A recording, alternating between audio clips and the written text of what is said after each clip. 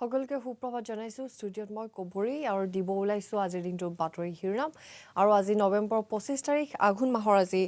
9 তাৰিখ আৰু আজি বুধবাৰ আৰু আজিৰ দিনটোৰ বাতৰি কাকতত শিৰোনাম দখল কৰা বাতৰিসমূহ আমি আপোনালোকক জনাম প্ৰথমে হাতত তুলি লৈছো মই দৈনিক অগ্ৰদূত বাতৰি কাকতখন আৰু দৈনিক অগ্ৰদূত বাতৰি কাকতখনত এখন আলোকচিত্ৰ আছে এই আলোকচিত্ৰখনে আপোনালোকক জনাব যে তেওঁ সকলোৰে কিমান প্ৰিয় আছিল আৰু আলোকচিত্ৰ মানুহৰ সমাগম মানুহৰ ভিৰ ইয়াতে দেখিবলৈ পোৱা গৈছে আৰু আলোকচিত্ৰখনত আৰু প্ৰিয় নেতালৈ শ্ৰদ্ধাঞ্জলি শংকৰদেৱ কলাক্ষেত্ৰৰ দৃশ্য মঙলবাৰৰ দৃশ্য এয়া আৰু প্ৰিয় নেতালৈ সহস্ৰজনৰ অশ্ৰুঞ্জলি জিএমচিৰ পৰা চৰকাৰী বাসগৃহত গগৈ নশ্বৰ দেহ পৰিয়াল শাসক বিৰোধী নেতা বিশিষ্ট ব্যক্তিৰ শ্ৰদ্ধাঞ্জলি আৰু জনতা ভৱনতো প্ৰাক্তন মুখ্যমন্ত্ৰীলৈ চৰকাৰৰ শেষ শ্ৰদ্ধাঞ্জলি আৰু আমিনগাঁও অথবা সোণাপুৰত হলে ভাল মন্ত্ৰী ডক্টৰ হিমন্ত বিশ্ব শৰ্মাৰ মন্তব্য আৰু অস্থি সংগ্ৰহ কৰি স্মৃতি সৌধ নিৰ্মাণৰ সিদ্ধান্ত প্ৰদেশ কংগ্ৰেছৰ জ্যেষ্ঠ নেতৃত্বৰ আৰু সমাধিস্থলৰ বাবে গুৱাহাটীত মাটি নাই আৰু নৱগ্ৰহতে গগৈৰ প্ৰাক্তন মুখ্যমন্ত্ৰী তৰুণ গগৈৰ শেষকৃত্য সম্পন্ন হ'ব বুলি জানিবলৈ দিছে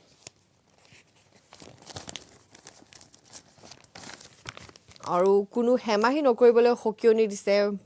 প্ৰধানমন্ত্ৰী নৰেন্দ্ৰ মোদীয়ে কোভিড-19 শোচনীয় আক্ৰমণৰ সন্মুখীন হোৱা 8 ৰাজ্যৰ সৈতে প্ৰধানমন্ত্ৰী আৰু গৃহমন্ত্ৰীৰ বৈঠক কৰোনা প্ৰতিষেধক কেতিয়া উপলব্ধ হ'ব সেই বিষয়ে কোৱাটো সম্ভৱ নহয় বুলি মন্তব্য আগবঢ়াইছে প্ৰধানমন্ত্ৰী নৰেন্দ্ৰ মোদীয়ে আৰু বাগিচা যুদ্ধং দেহী ৰূপত এতিয়া সক্ৰিয় হৈছে বিজেপি আৰু বৃদ্ধি হ'ব চাহ জনগোষ্ঠীৰ প্ৰাৰ্থীৰ সংখ্যা বৃদ্ধি হ'ব আৰু প্ৰয়োজনত একাধিক বিধায়কৰ সমষ্টি সলনিৰ সম্ভাৱনা আছে আনফালে আন এক বাতৰি আছে যে অসুস্থ দেহাৰে সমষ্টি তিতাবৰলৈ যাবলৈ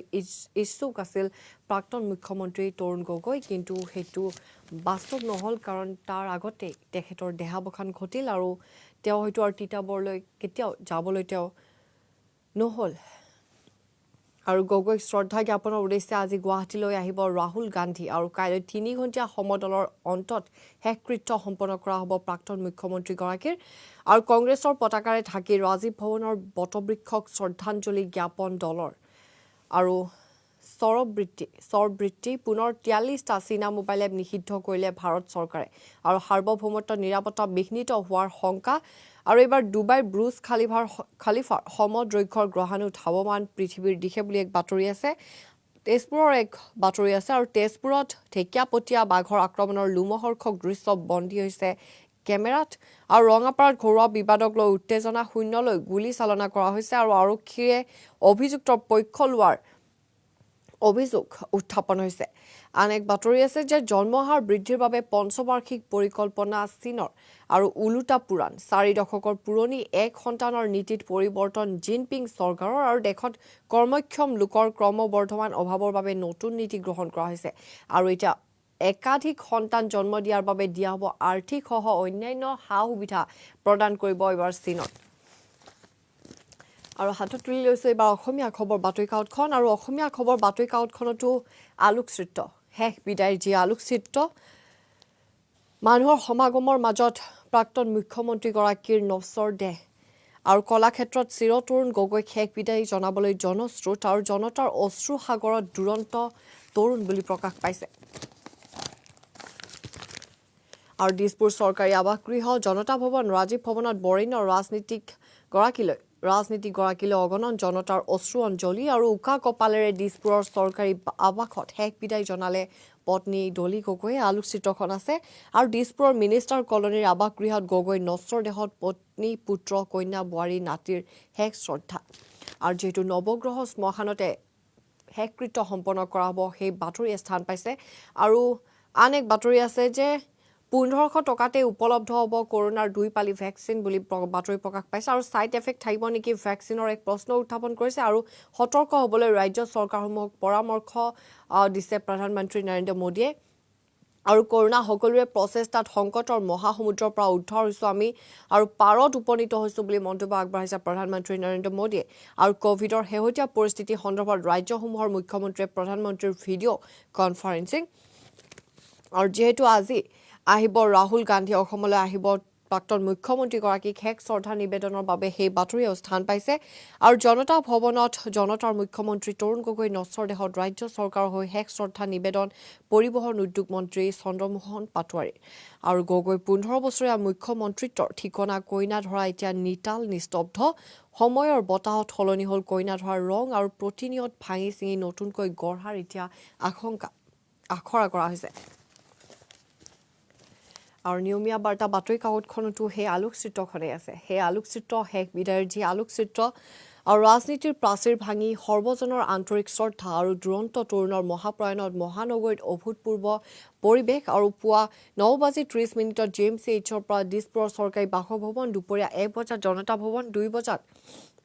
ৰাজীৱ ভৱন সন্ধিয়া 6 বজাত কলাক্ষেত্ৰলৈ আৰু প্ৰাক্তন মুখ্যমন্ত্ৰী তৰুণ গগৈ নশ্বৰ দেহলৈ গুণমুগ্ধৰ বিশাল শোক সমদল আৰু শেষ শ্ৰদ্ধা জনাবলৈ দলমত নিৰ্বিশেষে ওলাই আহিল জনতা আৰু দিছপুৰৰ চৰকাৰী আৱাসত শোকাকুল পৰিৱেশত পত্নী পুত্ৰ কন্যা বোৱাৰী নাতি নাতিনীৰ আৱেগিক বিদায় আৰু 15 বছৰে কাৰ্যনিৰ্বাহ কৰা জনতা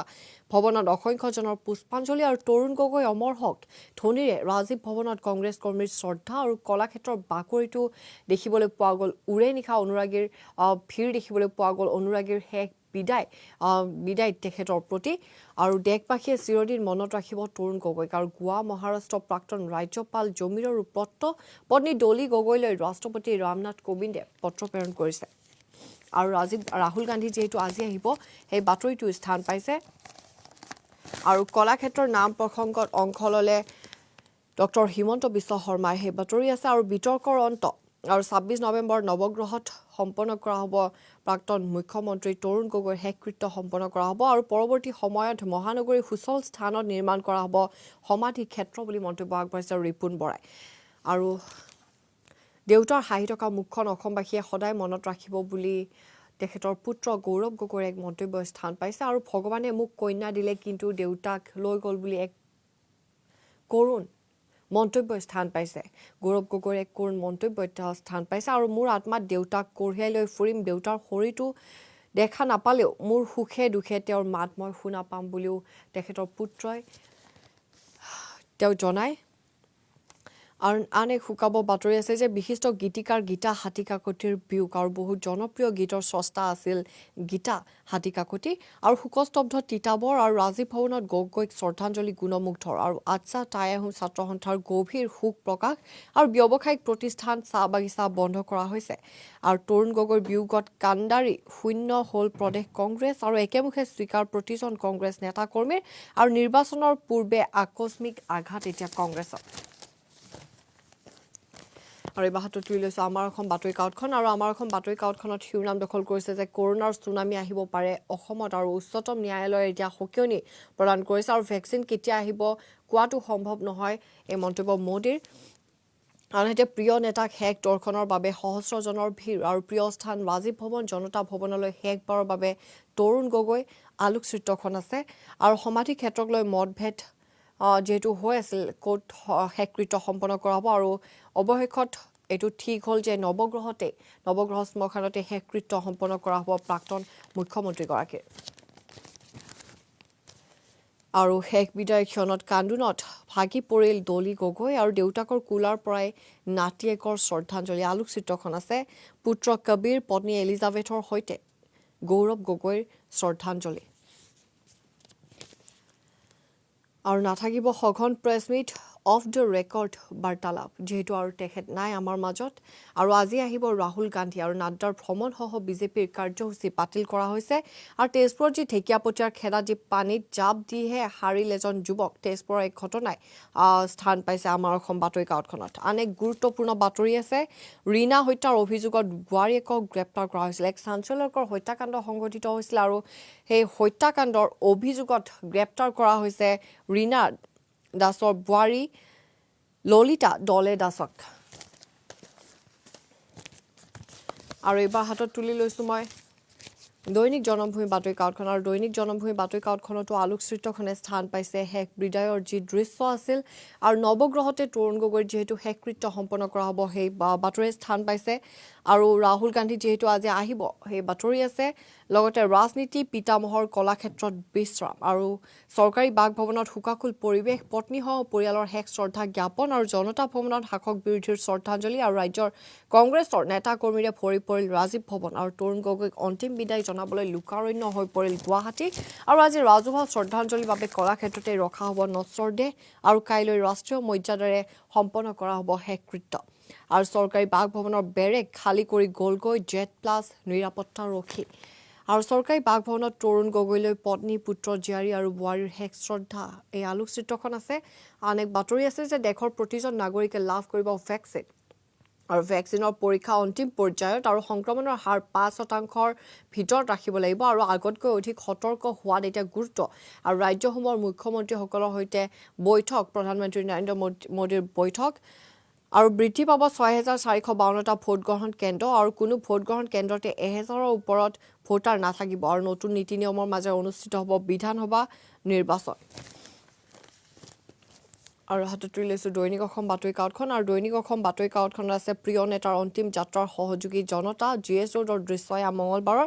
আৰু পথৰ দুই কাষে অযুত জনতাৰ সঁহাৰি আৰু ৰাজীৱ ভৱনত অশ্ৰুসিক্ত নয়নেৰে কংগ্ৰেছ নেতা কৰ্মীৰ শেষ শ্ৰদ্ধা আলোকচিত্ৰখন দেখিয়েই গম পোৱা যায় যে কিমানৰ প্ৰিয় আছিল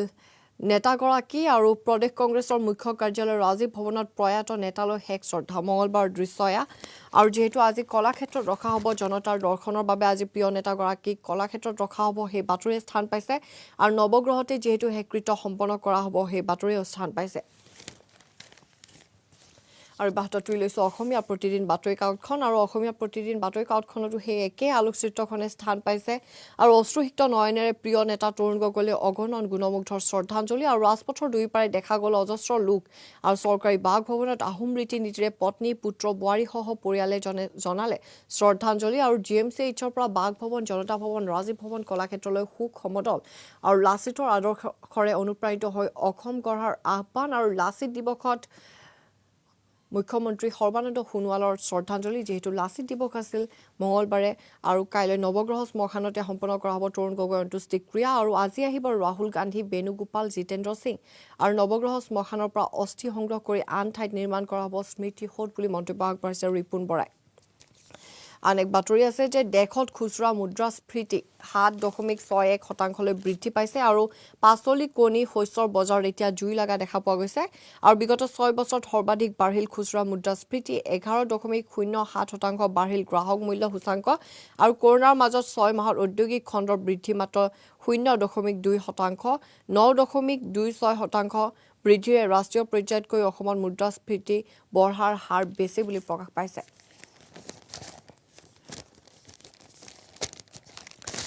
আৰু ৰঘুৰাম ৰাজনৰ সতৰ্কবাণী যে কৰ্পৰেটক বেংক খোলাৰ অনুমতি দিলে চুৰমাৰ হ'ব অৰ্থনীতি বুলি প্ৰকাশ পাইছে